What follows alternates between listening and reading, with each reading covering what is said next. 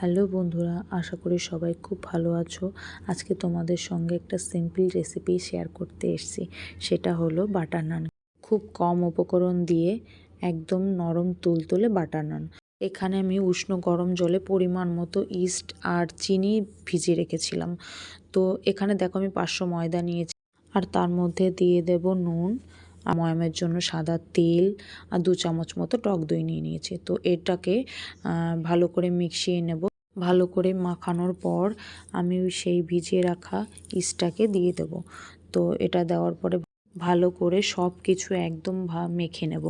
তো ভালো করে মেখে 2 ঘন্টার জন্য আমি এটাকে ঢাকা দিয়ে রেখে দেবো একটু উষ্ণ গরম জায়গায়।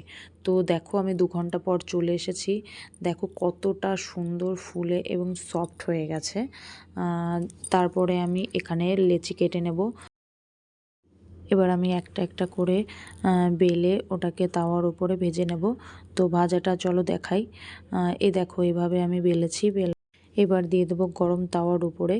তো যখন এরকম ফুলে উঠবে তখন বুঝতে হবে যে এটা নিচেটা অনেকটা হয়ে গেছে। তো তারপরে আমরা ওভেনের উপরে একটা আমি উপর করে দেব।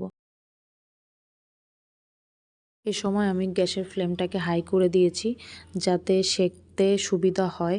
তো দেখো আস্তে আস্তে সেঁকা হয়ে যাবে আমার।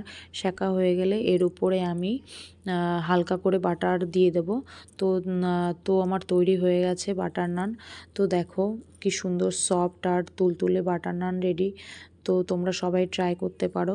খুবই সুন্দর আর সিম্পল। কেমন লাগলো অবশ্যই তোমরা জানাবে আমাকে। টাটা বন্ধুরা।